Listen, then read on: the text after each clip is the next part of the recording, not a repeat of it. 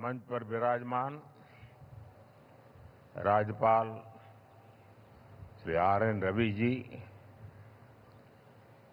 ऊर्जावान मुख्यमंत्री शुभेंदु अधिकारी जी, केंद्र में मेरे सहयोगी प्रताप राव जाधव जी, अन्य सभी महानुभाव, यहां कोलकाता में जुटे सभी प्रतिभागी, देश विदेश में योग से जुड़ रहे सभी साथी और मेरे प्यारे देशवासियों, 21 जून का ये दिन पृथ्वी के कुछ भूभाग पर साल में सबसे लंबी अवधि का दिन होता है और अंतर्राष्ट्रीय योग दिवस के कारण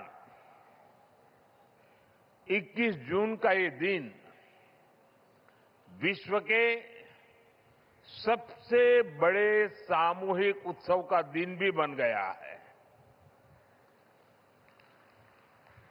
विश्व के अलग अलग हिस्सों से योग की एक से एक अद्भुत तस्वीरें आ रही हैं। भारत में हिमालय से लेकर हिंद महासागर तक, पूर्वोत्तर और पूरब में बंगाल से लेकर पश्चिम में सौराष्ट्र तक पूरा देश योग की ऊर्जा से, चैतन्य से भरा हुआ नजर आ रहा है।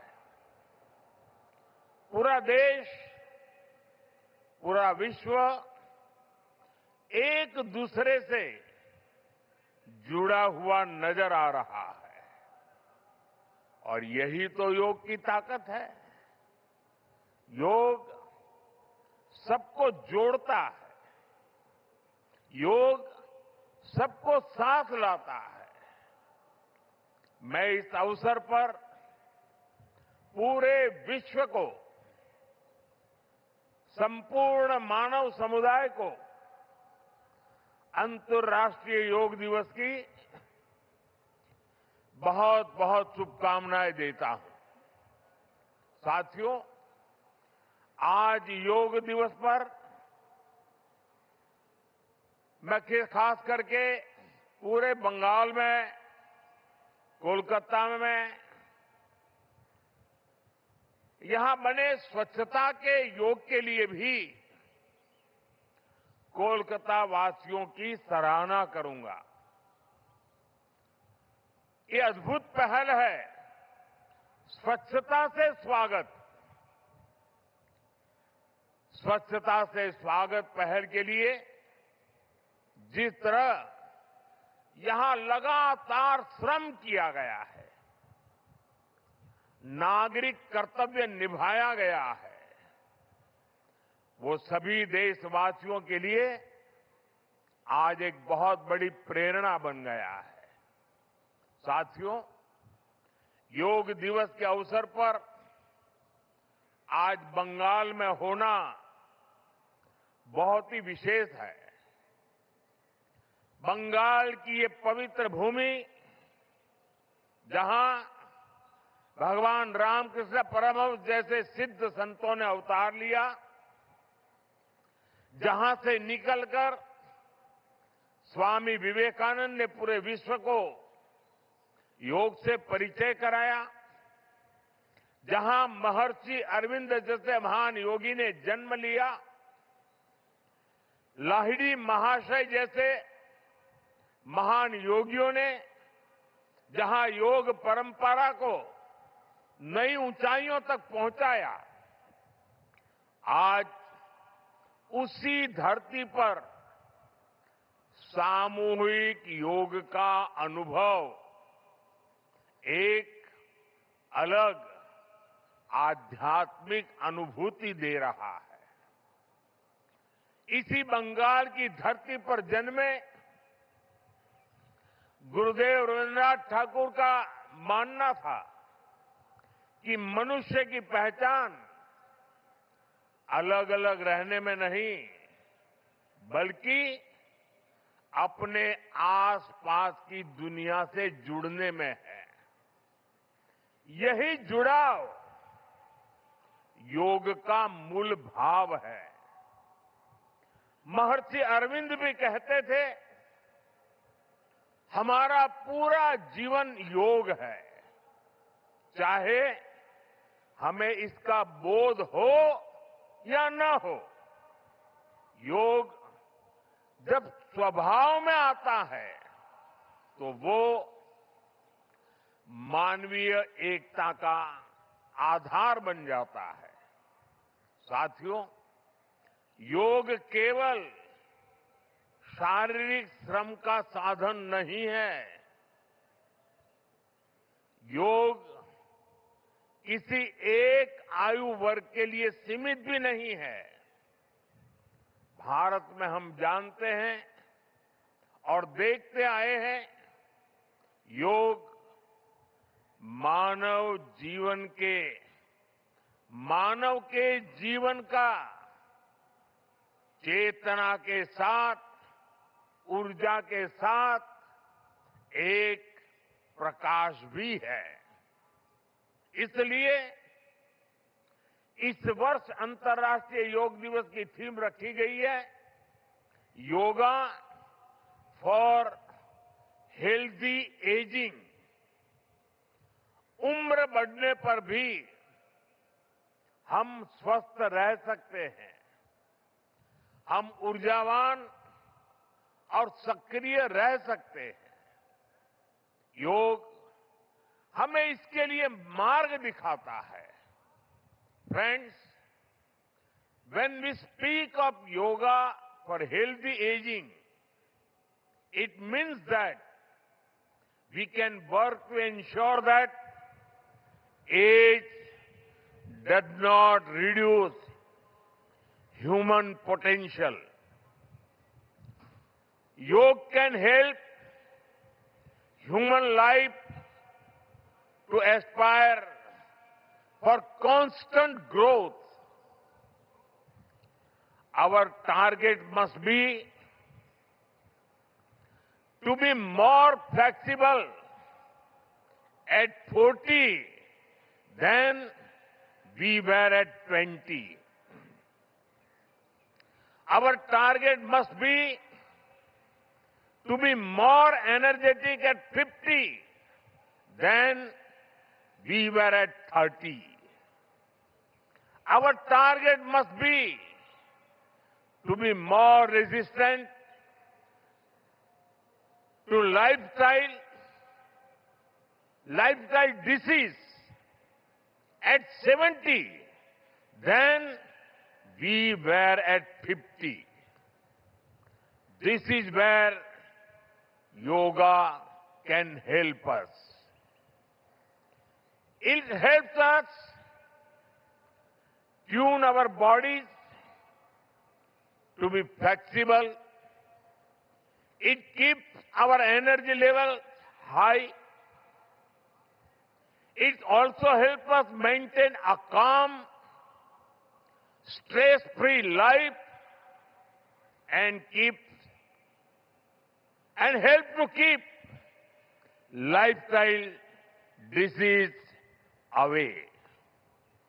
Moreover, with regular practice, yoga teaches us to remain lifelong learners of our own bodies and minds. The more we know about ourselves, the better we can manage ourselves. That is why yoga for healthy aging, this theme must be seen as one for people of all ages, not just for the elderly. साथियों, गीता में भगवान कृष्ण ने योग के विषय में कहा है, युक्त आहार विहारस्य युक्त चेष्टस्य कर्मसु युक्त स्वप्न अवबोधस्य योगो भवति दुःखः। अर्थात संतुलित आहार विहार से,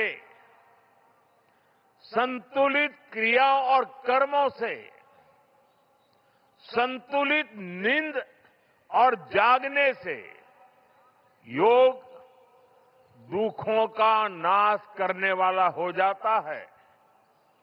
ये संतुलन ही योग का आधार है। यही संतुलन हमारे जीवन का आधार भी है। लेकिन ज्यादातर लोग आज इस आधुनिक समय में जीवन के असंतुलन से ही जूझ रहे हैं। बहुत मशक्कत करनी पड़ रही है उनको। योग हमें जीवन को बैलेंस वे में जीने की कला सिखाता है। योग हमें डूज और डोंट सिखाता है।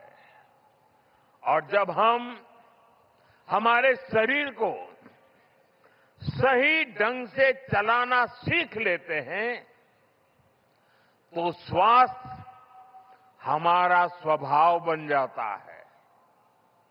साथियों, योग केवल हमारे शारीरिक स्वास्थ्य पर ही फोकस नहीं करता। योग मानसिक स्वास्थ्य से शारीरिक स्वास्थ्य का मार्ग दिखाता है। इसलिए योग के विषय में युक्त चेष्टस्य कर्मसु कहा गया है। यानी हमें क्या करना चाहिए, क्या नहीं करना चाहिए, इसका बोध।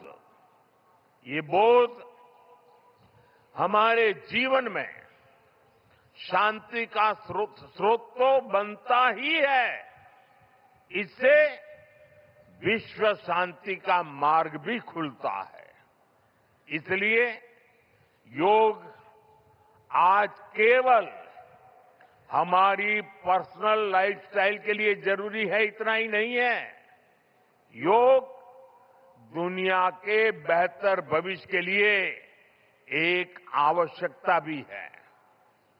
साथियों, अंतर्राष्ट्रीय योग दिवस के अवसर पर करोड़ों लोग योग से जुड़ते हैं।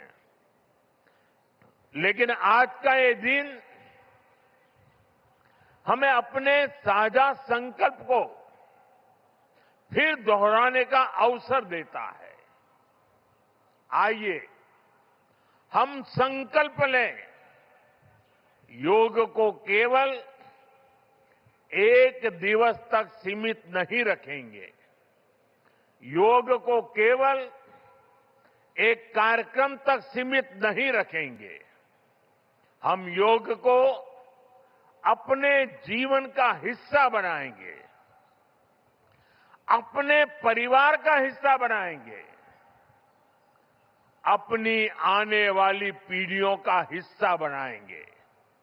साथियों, इसी दिशा में इस वर्ष योग 365 योग 365 की पहल को भी आगे बढ़ाया गया है।